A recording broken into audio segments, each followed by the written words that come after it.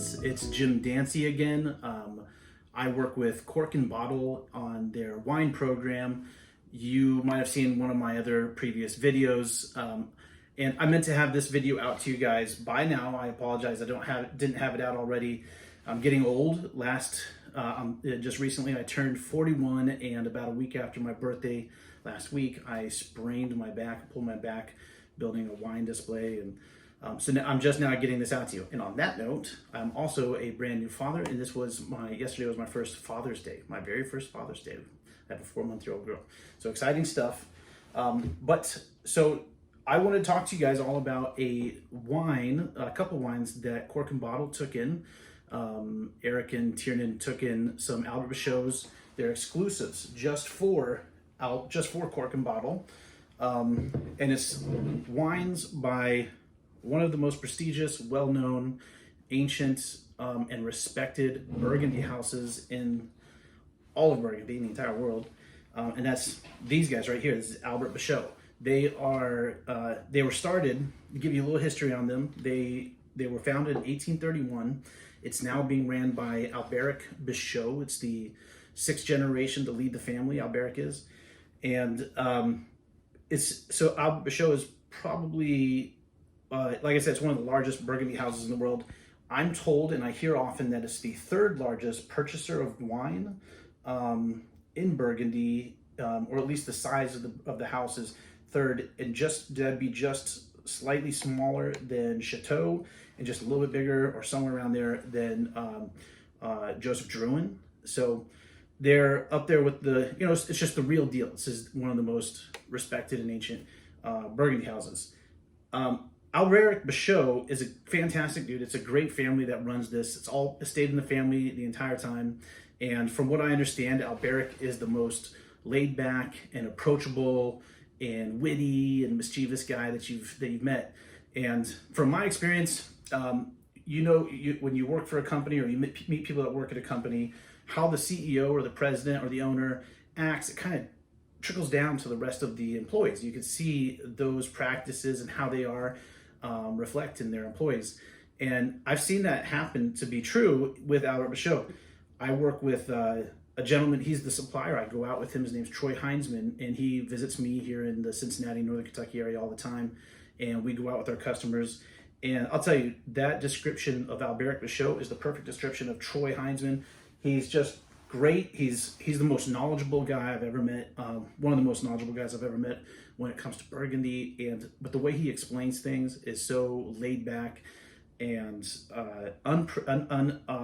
he doesn't seem snooty at all. Unpretentious is what I was looking for. He's just there with you. He's enjoying it with you, and he's not like, the way he's explaining things isn't like he knows something and he's trying to teach you something and he's looking down at you for that. He's just explaining something that he happens to enjoy and know about. And so it's never a stupid question with him. You're always going along in the adventure with him, and with Jim Opalka. I think that's the president. Great guy too. So like I said, it trickles down the company from Albert to Jim to Troy. Jim, he sends out, the president of this company will send out emails like they were just in the movie. Albert Bichot was just recognized in this great documentary on Netflix, or this movie on Netflix called Uncorked. And I sent an email back to Jim. He sent out an email blast to who knows how many people, just letting us know it was going to be out there. And I replied saying, thank you, I'll let my customers know. And him and I got into a little conversation. He's funny, he's nice. Just a great company is what I'm getting at. Speaking of the Uncorked movie, though, you guys should look at it. It's on Netflix. It's called Uncorked. Great little movie about, it's kind of like a father-son type of thing. There's a young man that his dad wants him to take over the family business. It's a restaurant, and he wants to do his own thing, and he wants to be a sommelier, and he goes into this world of sommelier and learns about wine, and you go along on the adventure with him. And one of the first wines you see in the entire movie is the Albert Bichot Macon, and actually we'll discuss that later. But you go check it out. You're gonna love it. Again, very unpretentious, but it's so cool. It's one of the most prestigious wines in the world, and respected is one of the least pretentious. Very cool. So we're going to try these wines. We've got this. This is the Vignes the Chardonnay. Vignes means old vine in French. So this is the old vine Chardonnay.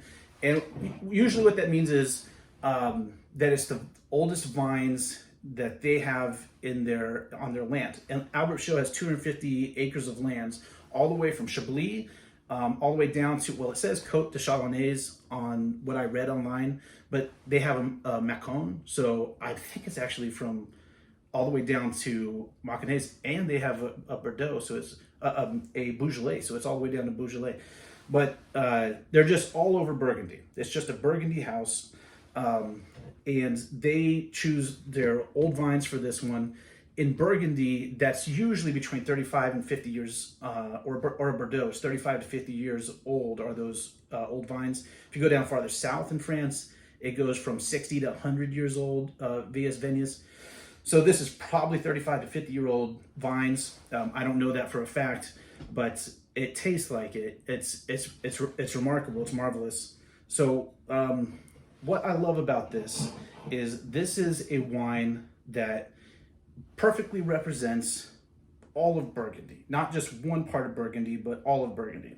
So if you get a chance, get a bottle of the Macon, Macon, and watch that movie with it and drink it while you're watching it. But if you really get a chance, get a bottle of the Macon, get a bottle of the Chablis, and get a bottle of this. This is what Troy Heinzman did with me. We sat there and tasted it. It doesn't matter what order you start with the Macon and then go to the Chablis. Just drink this last, the Vignes last. Start with the Macon and then the Chablis, Macon. But what you're going to find is that it's a perfect balance of the two of those, North and South Burgundy, right in the middle. It's well balanced. So for like example, the Macon is going to have, well, let's start with Chablis. Chablis is up north. The Albert Bichot Chablis is going to be crisp, acidic, sharp, beautiful, clean. It's going to have like lemon flavors. It's going to have minerality, just a little bit of maybe a touch of lime or something, but mostly like just citrusy type of thing going on there. No oak at all. Then you go to the south part, Macon, and you're going to have a bolder in your face, more in your face wine. It's going to have like more honeysuckle, a little bit more floral notes to it, and it's just more round. So up north, crisp, acidic, sharp in your face. Down south, bold, round, and just filling. And this is a perfect balance of both of those. So join me and let's try this sucker and see what we think about it.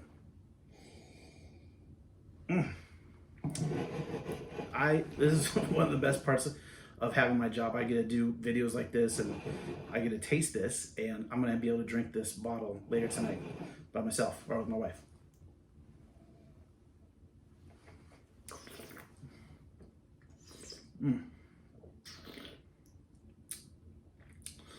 That's great. I should have probably chilled it a little bit more, but being a little bit warmer than it should be, all these flavors are coming out of it that I'm loving. And it is a balance between these two areas.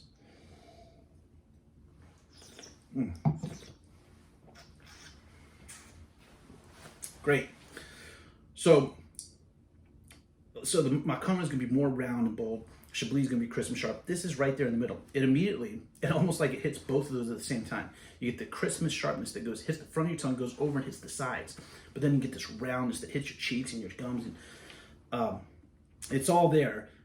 Instead of getting like, you still get the citrus, but it's more gentle. You still get the minerality, for sure, definitely getting the minerality. You get and that's all in Chablis. From the Macon side, Maconnais side, you're getting, instead of honeysuckle, it's more of actual honey, like a big dollop of honey. It's just that weight in your mouth of honey with the flavors, and the more intense honey that's going with it. And it's finishing with something really cool, like a dried fruit, like snacky thing. It's beautiful. It's wonderful. And I'm not trying to put anything against. I prefer this one out of both those, just because, like I said, I went through a tasting with Troy Heinzman and we tasted both of them, and this is just right in the center. Like both of them. So the Chablis is a perfect example and is a perfect representation of Chablis. The Mâconnais is a perfect example and representation of a Mâcon from Mâconnais. But this is a perfect balanced representation of all of Burgundy. So the entire spectrum of things that you can get in Burgundy, white wines from Chablis all the way down to Chardonnays or Mâcon or wherever you want to go, all those put them together, boom, right in the middle, you're going to get this perfectly balanced representation of all of Burgundy right here in this bottle. And that's just really interesting.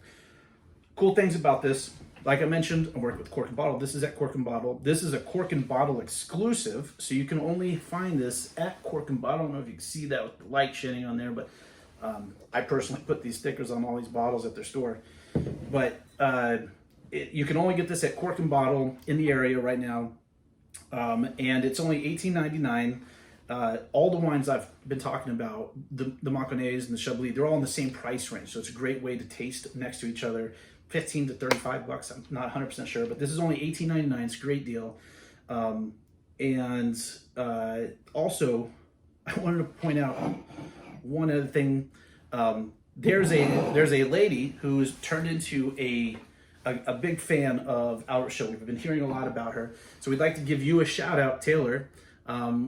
We appreciate you and your business. Every time I go in there, I hear great stories about you. Everybody loves you, from how you present yourself, how witty you are, and funny you are, and just how enjoyable you are. I'd love to meet you one day.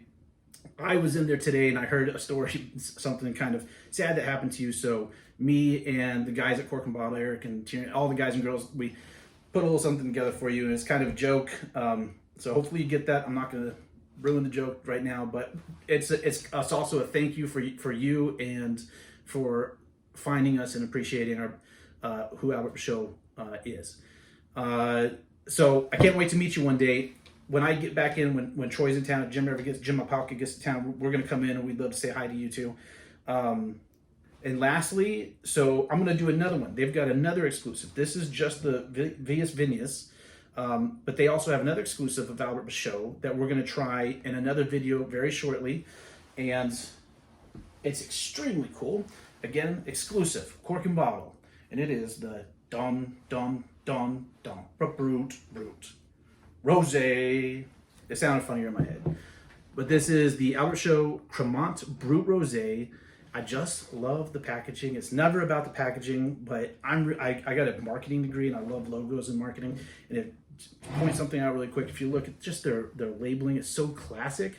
It's just a perfectly classic French label. Their logo is just beautiful and clean and easy to recognize. It's not overdone, but it still keeps so classic. And it looks like this is regular French that you would never notice. But once you get to know this, whenever you walk past it, it grabs your eye. It's beautiful. It's beautiful. And this, they got the same logo in the foil. Anyway, stupid stuff. It's not about that. But I really appreciate those silly small things just because I have a degree in marketing. But yeah, so that's what we have for you guys to get today. We appreciate you guys. Come into Cork and Bottle. We have plenty in-house there. We're going to try to keep it coming in if we can. And we'll go over this Cremant Brut Rosé soon. Again, Taylor, thank you. And we will talk to you all very soon. Thanks again for letting me do this with you. Bye-bye, you all.